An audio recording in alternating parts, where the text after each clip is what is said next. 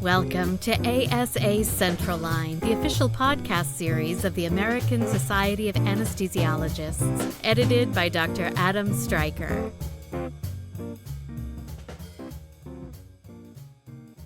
Hello, everyone, and welcome back to the Central Line podcast. I'm your guest host, Dr. Zach Deutch. Today we have with us Drs. Manuel Pardo and Ashish Khanna, who have joined us. They are going to talk to us about academic anesthesiology, and they are co-guest editors of the September issue of the Monitor. Before we start, I'd like to hear from both gentlemen a brief bio sketch for our listeners. Dr. Pardo, would you start for us? Sure. I've been a faculty member at University of California, San Francisco for 30 years, of which the last 20 I've served as the Vice Chair for Education, and the middle 10 as the Residency Program Director. My clinical practice has included critical care, liver transplant anesthesia, and attending in our preoperative clinic. I'm currently the chair of the ASA Committee on Academic Anesthesiology. Okay, and Dr. Khanna? Yeah, I have been a faculty at the Wake Forest School of Medicine and the Atrium Health Wake Forest Baptist Medical Center since 2019. Before that, I was faculty at the Cleveland Clinic, where I did my training in anesthesiology and fellowship in critical care. I have been vice chair of research for the Department of Anesthesia since 2021, and I lead up our clinical trials group here. I hold the academic titles of Professor of Anesthesia and Surgery with the School of Medicine. And then as far as the ASA is concerned, I am the current chair of the ASA Committee on Critical Care Medicine. Okay, gentlemen, it's good to get to know you and to see that you have distinguished experience and credentials to bring to this discussion. So we're going to jump into the topic. And Dr. Khanna, we're going to start with you.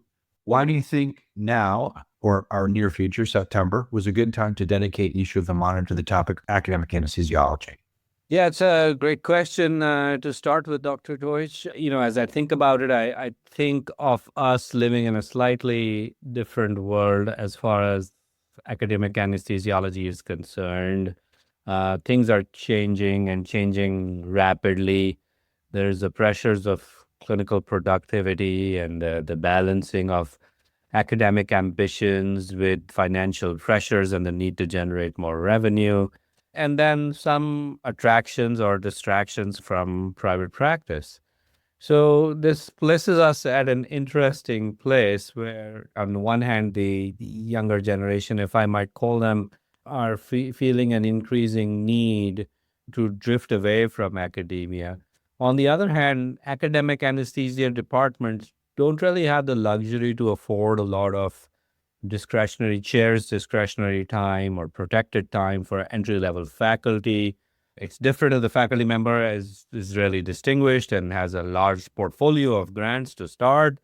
But if there's an entry-level person, there is no longer the time to do a lot for that person. In the external world, the federal funding world has changed a lot. The priorities for federal funding are changing and changing relentlessly. The system is feeling pressure from the grants that have piled up, and the grant review system is feeling a little exhausted, if I might use that word.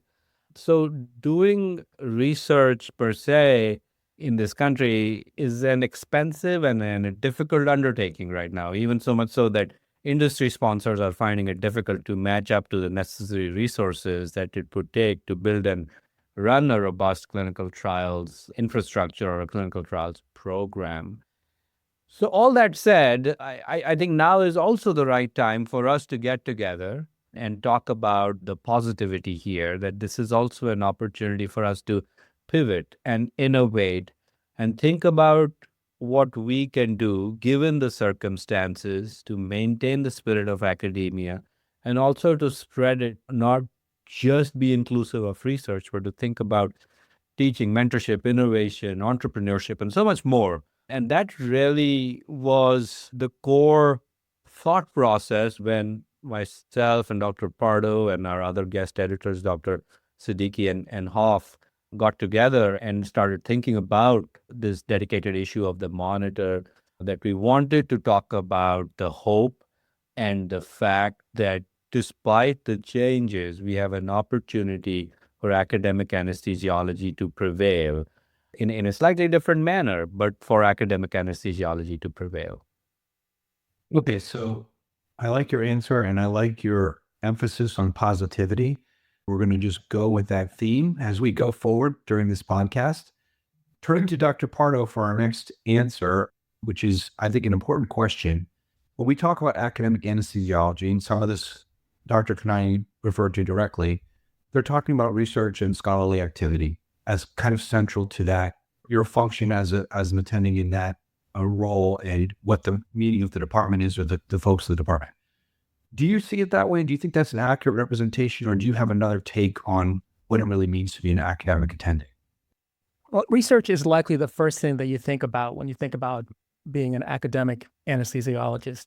And research is certainly a pillar of an academic department, but it's only one of the pillars. Overall, I think of academic anesthesiology is about advancing the specialty. Discovery is one way. Others advance through education, clinical innovation and quality improvement, and department leadership. And ultimately, the goal is developing the next generation of anesthesiologists. Okay. Let's talk about, having seen what our potential upsides and positives are, we also have some downsides. Dr. Khanna, what are the main challenges that these type of departments, such as yours or Dr. Pardo's, might be facing right now? Yeah, so I think the challenges are universal for all academic departments in the US right now is just, as I alluded to in my previous answer, just the sheer pressure of clinical productivity, keeping the operating rooms running, keeping things flowing in the ICUs and the pain clinics. So keeping that revenue stream going in an era where there's a shortage of us as anesthesiologists and also a shortage of our colleagues in nurse anesthesia. So there is that pressure that has to be dealt with, where at the same time, with extramural sources of research funding running low, there is little to support faculty in terms of intramural support.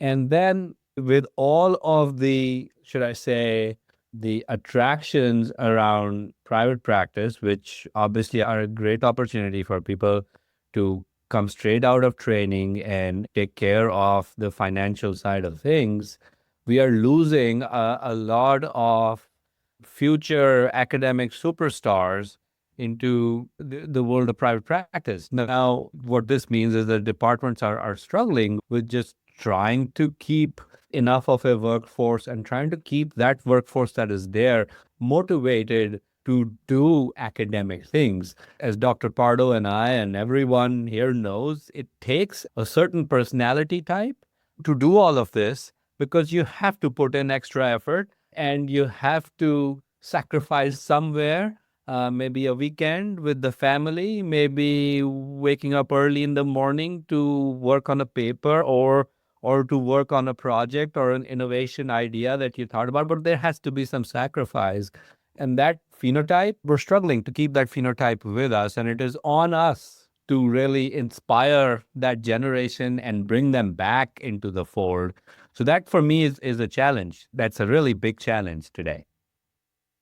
I would characterize that last part as a challenge of identity. That is helping, and it's mostly junior faculty, figure out what an academic career could look like for them. Okay.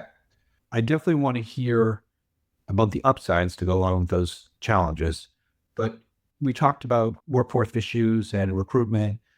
For both of you, are either of your departments currently using locum or per diem labor to a significant degree? Dr. Pardo, I can answer first since I've got you on the hot mic here. Yeah, to a significant degree, no, but to some degree, yes, both for locums and per diems. Although a lot of our per diems tend to be graduates of our program who just want to maintain a connection.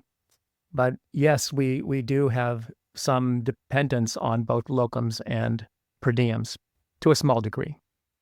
Okay, and Dr. Khanna, what's your situation? Yeah, for us, the only per diems we have are folks, in fact, the senior folks in our department who've chosen to go PRN and are coming back to work as sort of our locums who we know, right? We haven't really reached out to the world of external locums agencies to have people fill in. Not yet. And it speaks to another challenge facing academic anesthesiology today, and that's the growth of academic health systems. It's a curiosity of mine when I travel in the United States these last few years, when I get off of the airport and look at what advertisements are most prominently featured, I will most definitely see at least one, if not more, academic health system advertisement at the airport. So the growth of the health system is part of where we need more personnel. And that tends to be where we're having our locum anesthesiologist work. For example, the UCSF health system bought 2 hospitals in San Francisco as of last year. Understood. That makes sense. And it sounds like, from what you guys described, that your 2 departments are perhaps in a better situation than many others. So that's encouraging to hear. Speaking of encouraging, let's talk about the upsides of your work, the academic world, and the overall picture of academic medicine in this country. So Dr. Khanna, give us some positivity. Inject for us those really important points you think people should hear about, that to know that this is the good stuff we're doing and this is why you should be involved. Yeah, I mean, listen, I keep it really simple. I say, there should be a reason you get out of bed every morning and there is a spring in your step when you go to work. And you have to find that reason. And for me and for some others who found that reason, we consider ourselves fortunate. And I still say that there is a lot of reason. There's a lot of questions that are unanswered. There's a lot of innovation to be done. There's a lot of ideas that need to be taken across that finish line. And I talk about it as making a dent in the academic universe, but it's also what keeps you happy at work when you start your shift. Why do you want to work in the operating room or the ICU? Because there is something that you want to take to completion as far as an idea is concerned, or something that will fire another innovation, right? And that gives me hope that there is still a lot of opportunity to do all of that. For a second, let's just forget about the fact that we are understaffed, and forget about the fact that there's no protected time and, where am I going to get my next grant from? Let's keep that away. But that doesn't mean that there's not ideas to be answered, and that doesn't mean that we still don't have the tools and equipment to do all of that. We do have all of that. It just means that we need a little bit more motivation in the current scenario to get ourselves there. Dr. Pardo, I'm going to give you your chance to speak to the same question. What invigorates you? What's exciting that's going on where you work? And what type of things inside of a place like UCSF should draw other people to want to be there? What gives me hope is the people entering our specialty. Residents and junior faculty are extraordinarily thoughtful about why they're choosing an academic career and why they stay. In the issue of ASA Monitor, we featured some authors who described that in terms of why they're embarking on a research career and they're junior investigators. My colleague at UCSF, Dr. Ann Donovan, was recently featured in an ASA featured author podcast about her study on finding career fulfillment in academic anesthesiology. So in her study, she talked about issues such as forming a professional identity and integrating work and life in a way that is probably more healthy than generations before. So those are some of the things that give me hope. Okay, that's nice to hear as well. Let's focus now on a certain portion of our academic colleagues who have decided that scholarly activity, and specifically research, is very important to them. Dr. Khanna, how can they integrate that into their career in a successful manner that is going to further their career and also not be overwhelming? Yeah, it's a challenge, but they've already negotiated the first step of the challenge by finding that fire in their belly that pushes them to start thinking about it. I'd always say the first step is thinking about wanting to get there. The next step is starting early and being prepared to fail. there's no shortcuts in it, and you don't get to your end goal quickly. There's a pretty complicated and circuitous pathway. The most important thing is to find a group of mentors, both within and outside the institution, and be prepared to work with them and go all the way with them. And by going all the way, I mean believe in your mentors and have trust and faith in them, and believe that if you engage with your mentors, you are going to get to your final goal. There is an element of serendipity in research success. All of us will tell you about the trial that if we hadn't done, we wouldn't have been where we are today, and how that just came across our desks and we did it and everything worked out. It's important to believe in that power, that that's going to come someday. Another important thing is what one of my early career mentors used to say. He used to say, all you need is 2 good papers to be an expert in an area. But then you've got to follow it up with a lifetime of work in that same area. So what I tell some junior faculty is, once you've published a couple of good papers in an area, stay with it, go after it, belong there, and take ownership of that space. Don't just let it be a sprinkling of something and then switch to something else and something else. You want to be talked about when someone talks about, say, intraoperative hypotension, of postoperative nausea, vomiting. You want to be the only person being talked about. And then finally, as you transition from being a trainee to an attending, again, be prepared to pivot and be flexible and innovative, because as an attending, things will look different compared to being a trainee. Stay with your peer groups. Peer groups are important in the world of research. Look at what your contemporaries are doing, contemporaries like you in other institutions. Reach out to them, talk to them, go attend meetings, and then find inspiration within these groups. As they grow, you grow with them.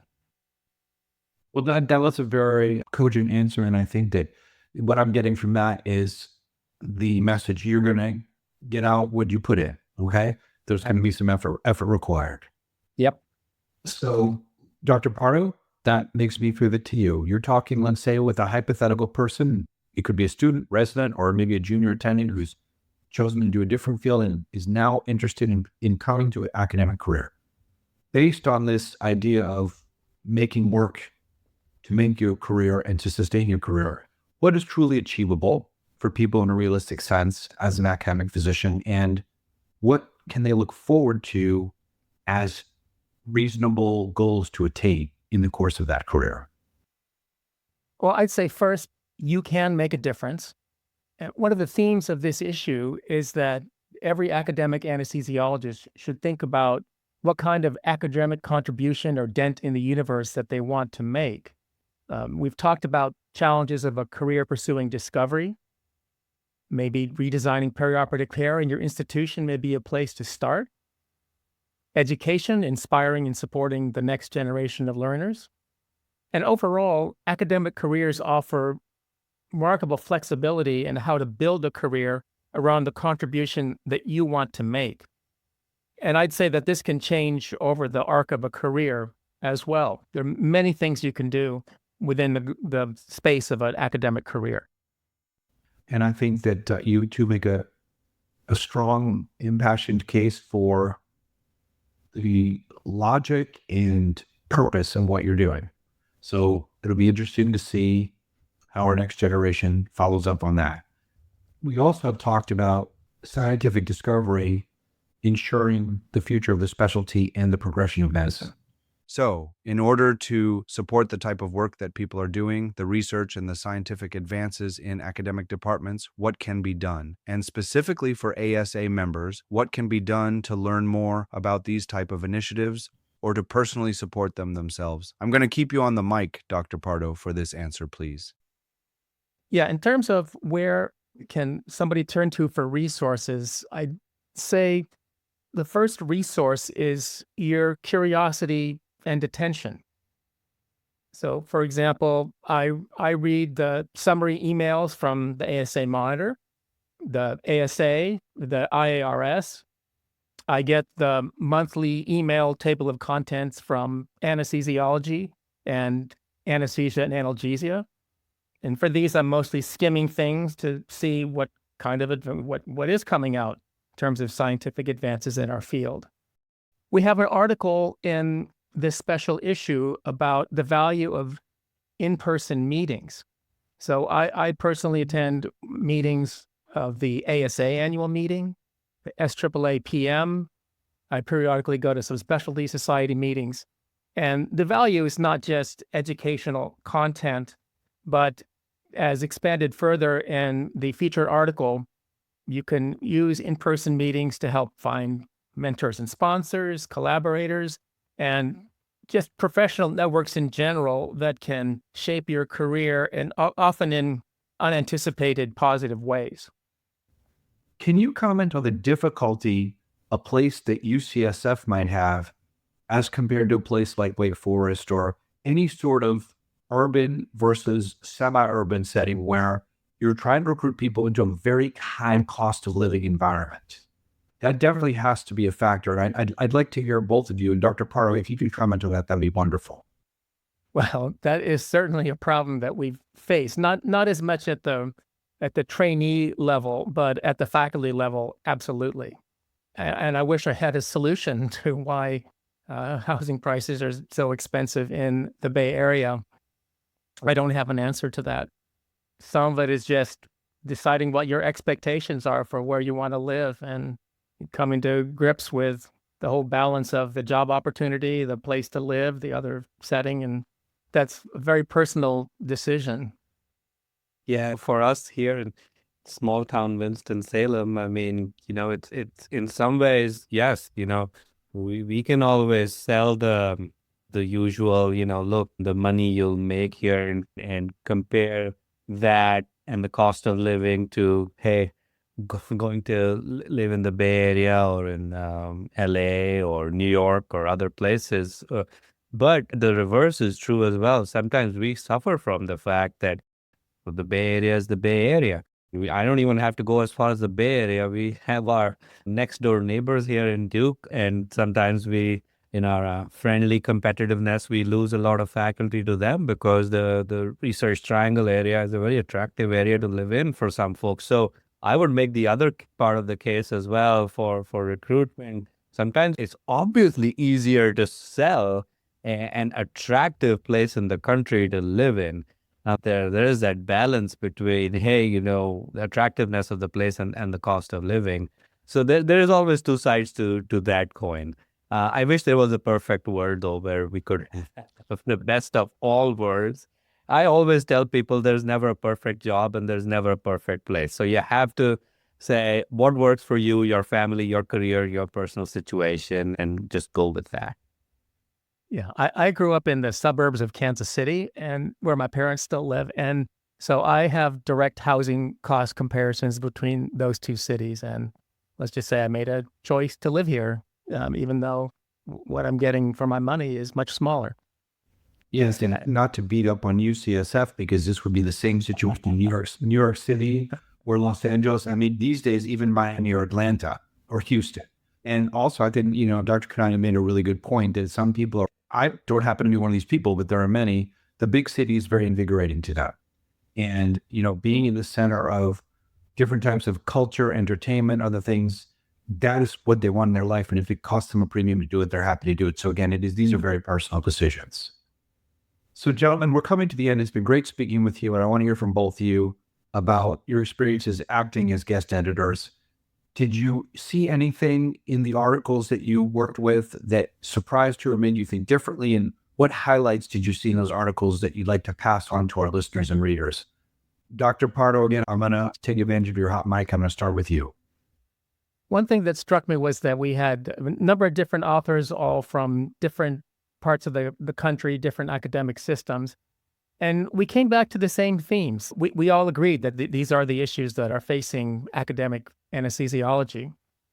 And so I think that's striking that, we really feel that these themes really resonate.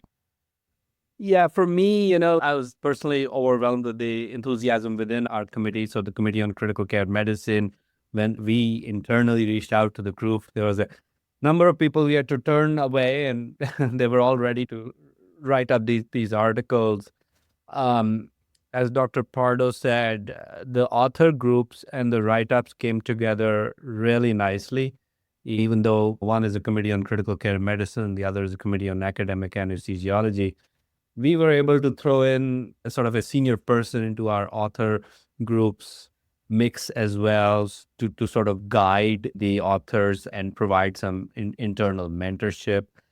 And both of us have talked about this today, but you will see, or our readers will see when they read this issue of the Monitor, that just because it says academic anesthesiology, all the write-ups are not exactly about research. They actually are speaking to the different aspects of academic anesthesiology, and they speak to a lot of hope.